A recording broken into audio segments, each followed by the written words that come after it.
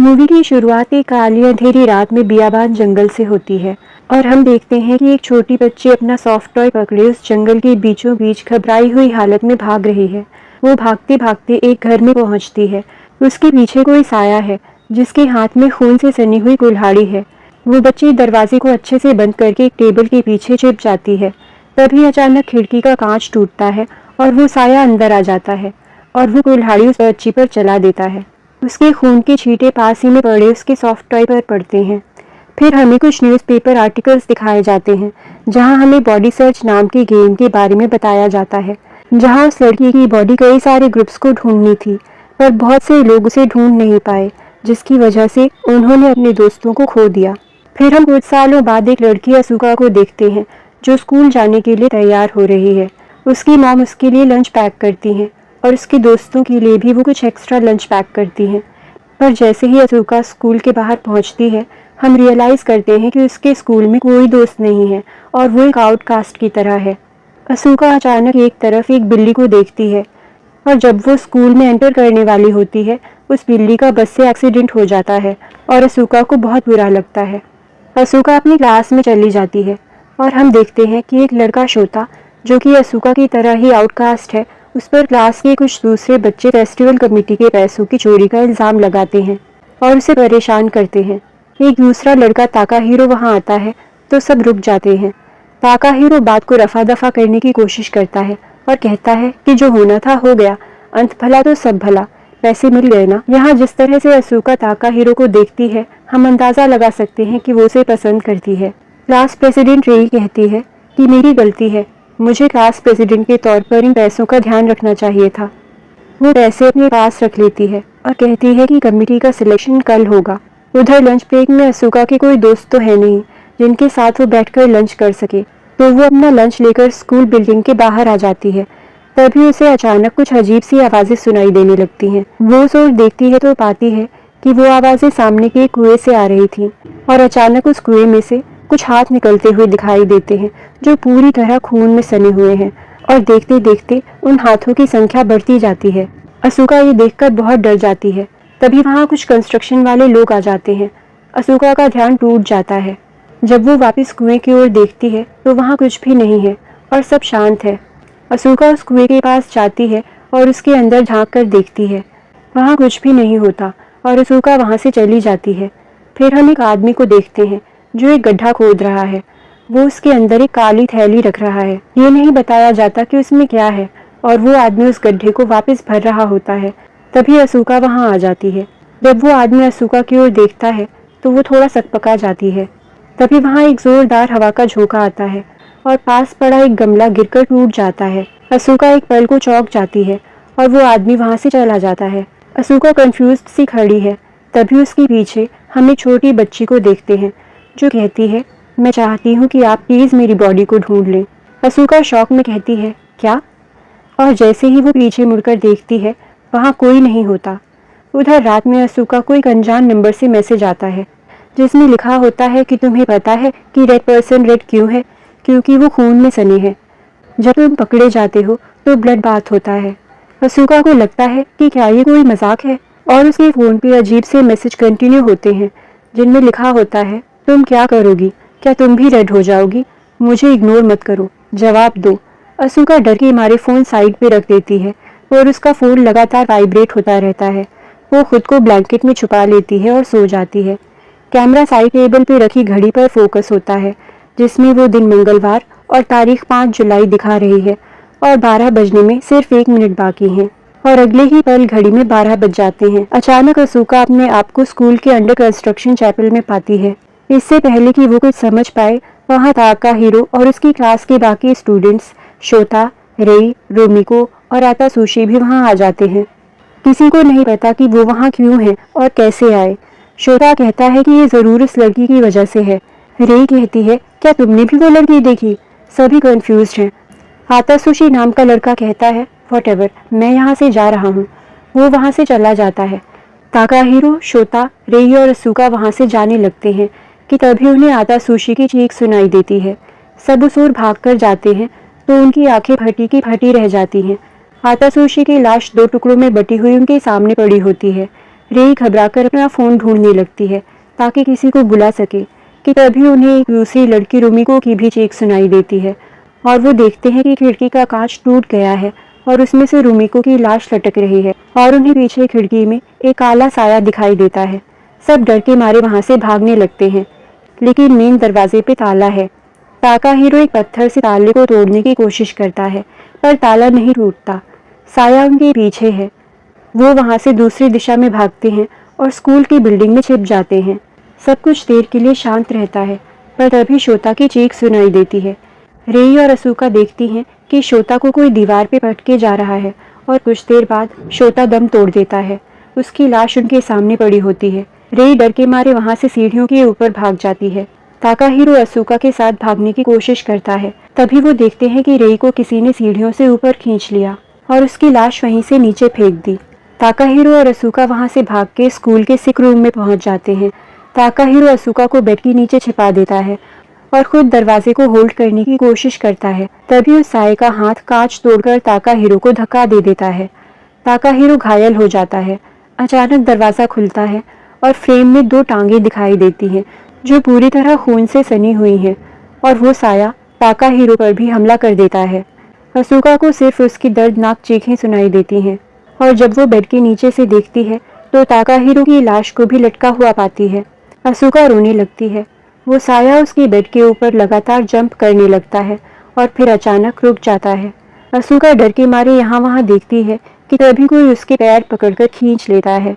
जब वो ऊपर देखती है तो उसके सामने एक लड़की जैसी बॉडी खड़ी होती है और उसकी पूरी बॉडी पर स्किन ही नहीं है। पूरी बॉडी खून से लथपथ होती है और चेहरा बहुत डरावना होता है। असुका थोड़ा स्ट्रगल करती है, पर वो असुका को भी मार देती है। फिर हमें अलार्म की आवाज़ सुनाई देती है और हमें असुका के कमरे की वही घड़ी दिखाई देती है। उसमें 5 जुलाई मंगलवार का दिन है और सुबह के 7 बजे हैं। असुका अपना फेस चेक करती है और सब ठीक है, वो जिंदा है। उसे लगता है कि शायद उसने कोई बुरा सपना देखा। वो स्कूल जाने के लिए तैयार होती है।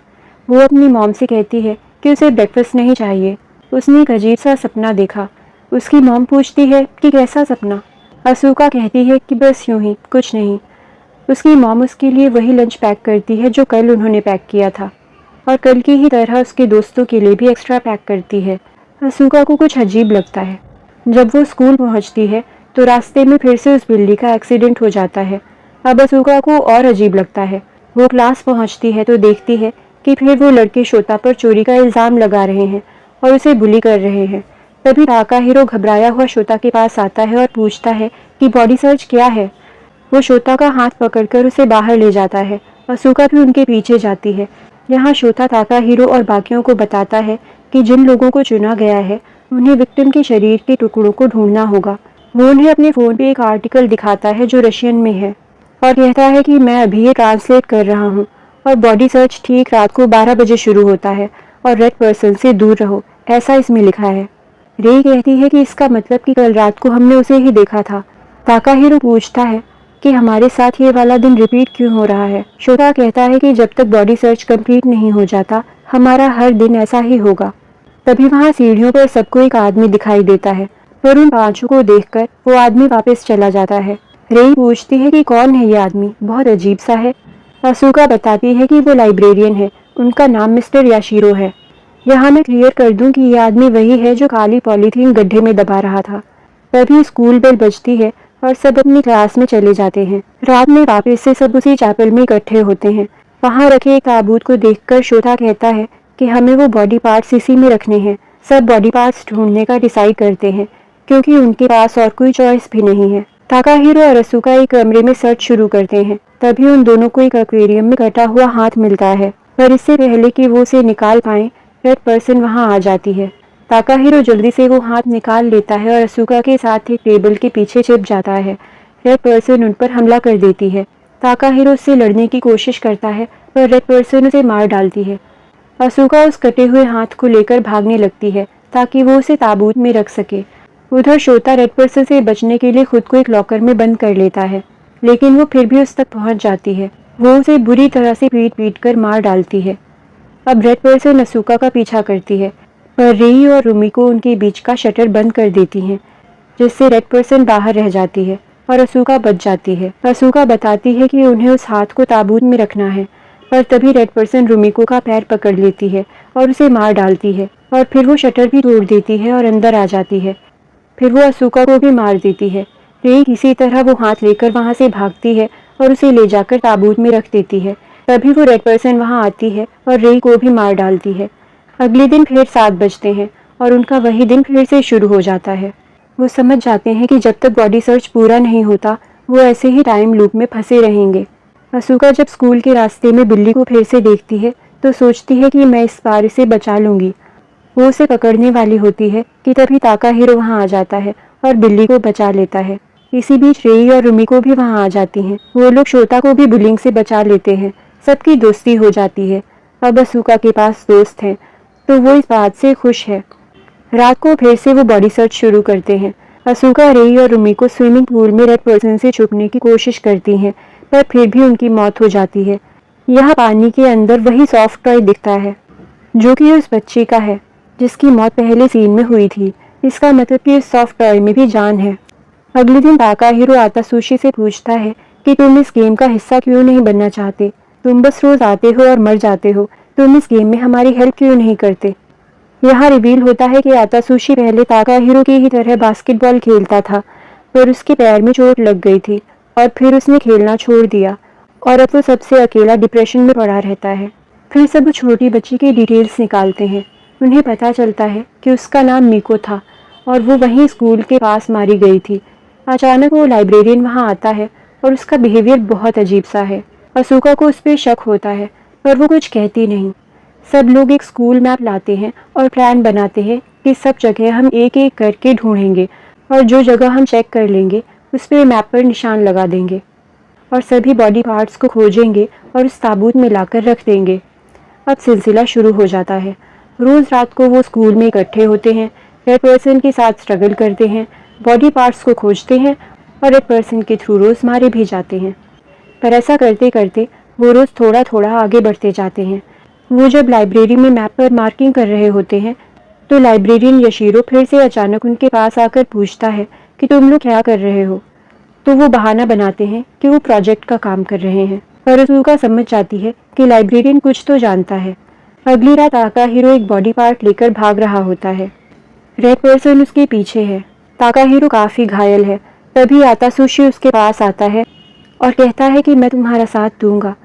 तो वो बॉडी पार्ट लेकर वहाँ से चला जाता है और ताकाहिरो रेड पर्सन को इस बीच संभालता है। अब उस ताबूत में सारे पार्ट्स पहुँच चुके हैं सिवाय उसके सर के। सब इस बात से खुश हैं कि चलो कम से कम इतना काम तो हो गया। वो सब सेलिब्रेट करने के लिए बीच पर जाते हैं। यहाँ असूका ताकाहिरो से कहती है कि मैं पहले बहुत अकेली थी और उदास रहती थी।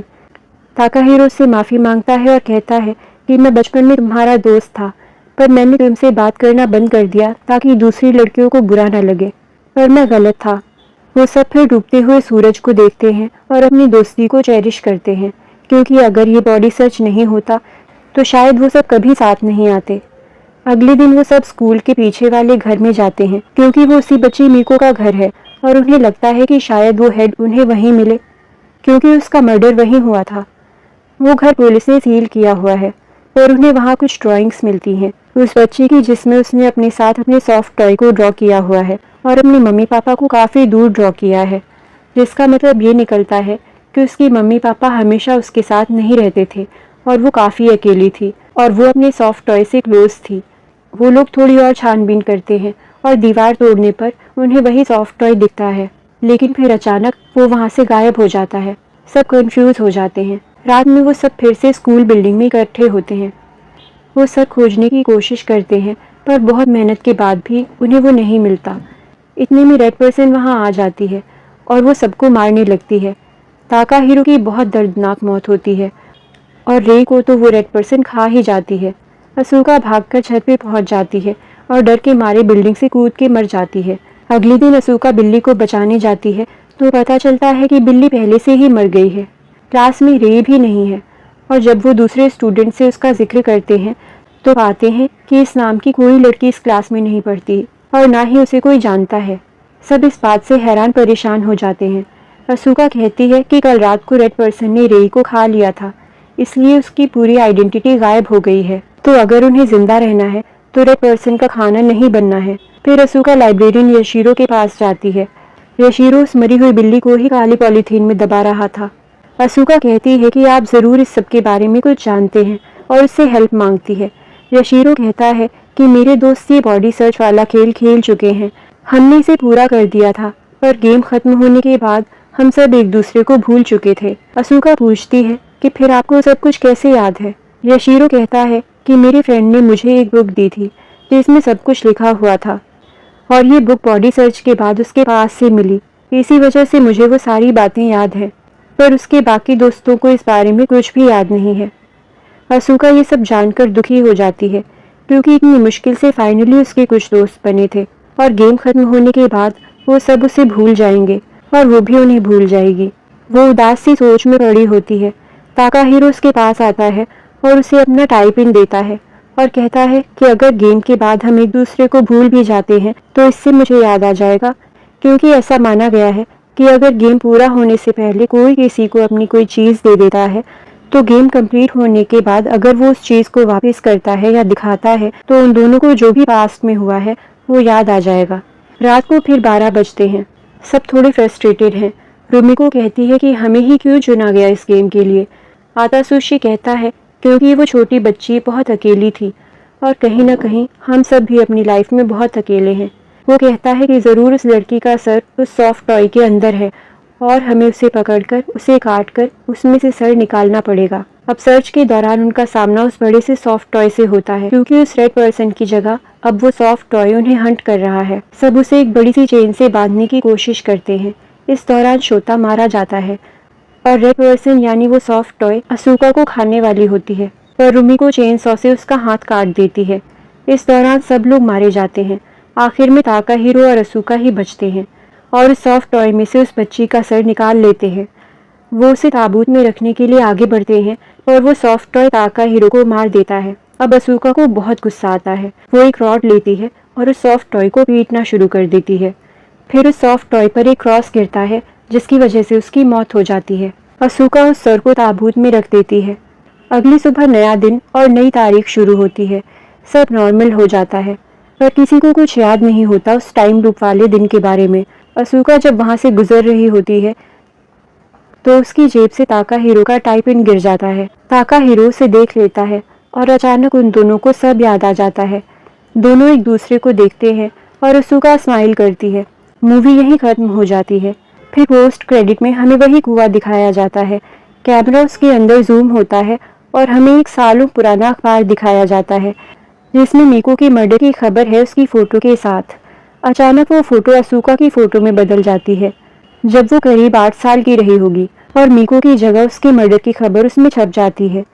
इससे हम ये अंदाज़ा लगा सकते हैं कि शायद सालों बाद असूका की बॉडी सर्च भी इसी तरह होगी और वो रेड पर्सन बन के हंट करेगी।